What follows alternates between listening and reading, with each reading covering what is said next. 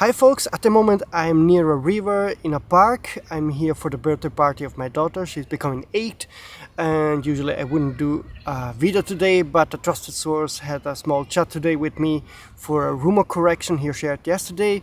So there's a correction due, and he also shared some additional info about the next A7C II and A7cR cameras, so I will make shortly this video to share more details about the cameras that are coming August 29. But before that, please take 2 seconds time to subscribe to the channel, hit the notification button to not miss any of my upcoming rumors. So let's start with the correction. Yesterday there was a miscommunication with the source. He expressed himself not correctly, and there is one mistake to correct. The A7cR will have the same 61 megapixel sensor of the A7R5, but it doesn't record 8K. It will only record up to 4K 60p. So that's the first correction I have to do. On a positive side, I've got some additional info that I will read now from the spec list he shared today. So the A7C II will have the same autofocus system of the A7R5. It will have 5-axis stabilization, 10 frames per second, the same LCD screen of the A7IV, so not the 4D fully articulating screen of the A7R5. That's valid for A7C II. The A7cR will be different, but about that I will read the specs soon. Let's keep going on with the A7C II specs. It will record 4K 60p, of course. It will have auto framing like the ZVE1. Like I told you, this A7C II will have some AI features that the A7IV doesn't have. It's confirmed that it will have the 2.36 million dot EVF.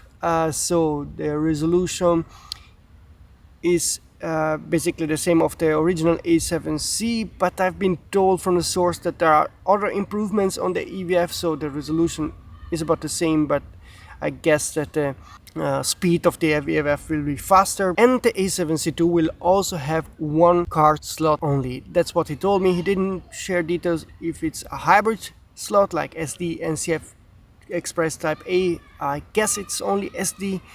That would make sense for entry-level A7C kind of camera, so definitely 1 slot only.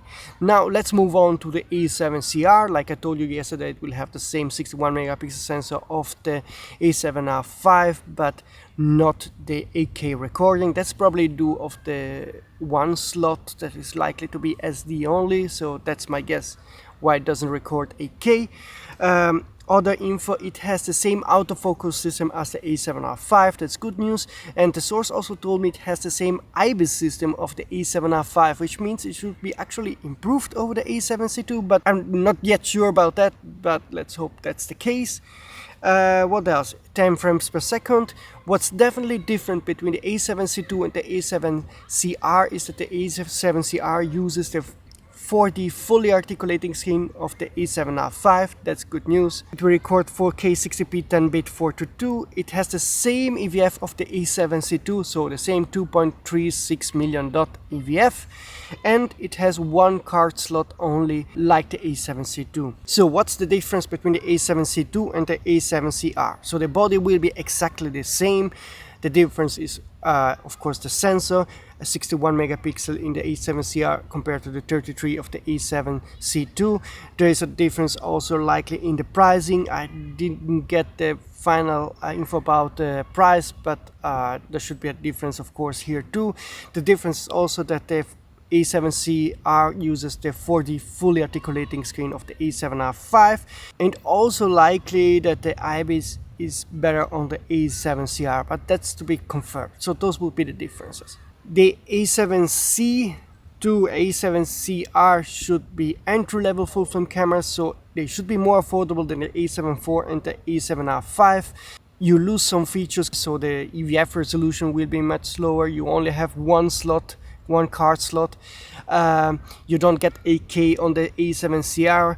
The only thing you will gain on the A7C is that the A7C2 will have some AI features like the auto framing, and also that probably the price will be lower compared to the A7IV and A7cR as A7R5. That's all the info I got from the source today. I'm now asking around my sources if they can share their pricing info about those cameras, because that's the crucial thing. I mean, all the specs can be okay if the price is really good, so it all depends from that. Moreover, I'm also interested to get some info about the 6-5 GM2, because one source late at night yesterday told me that he tested the lens and the lens is really compact and really good. So that's probably one lens that will really be make big sales, because the 6-5 2.8 is a standard wide angle zoom that really a lot of people need, and this lens is really much better than the original 6-5 GM. So I hope to get some specs and about this lens, like the size, the improved optical performance, the new pricing, and hopefully some images. And as soon as I get some images, I will try to share them on this channel. So please again like this video and subscribe. And as I told you yesterday, in 2 days I will start my hiking tours for 10 days, but I will always have my A7R5 with a Viltrox 60mm with me, and also I should have some connections from time to time from hut to hut, so that I can check the rumors and also make new videos. So fingers crossed that I can give you pretty good coverage of what's coming with the A7C2, A7cR, and the 6-5 GM2. Also when I'm hiking and having a holiday. A message to Sony: lately you are messing up with my holiday days. We should talk more to each other. You should just drop me a message when you have your announcement way ahead before I plan my holidays, because you tend to mess up with my holidays.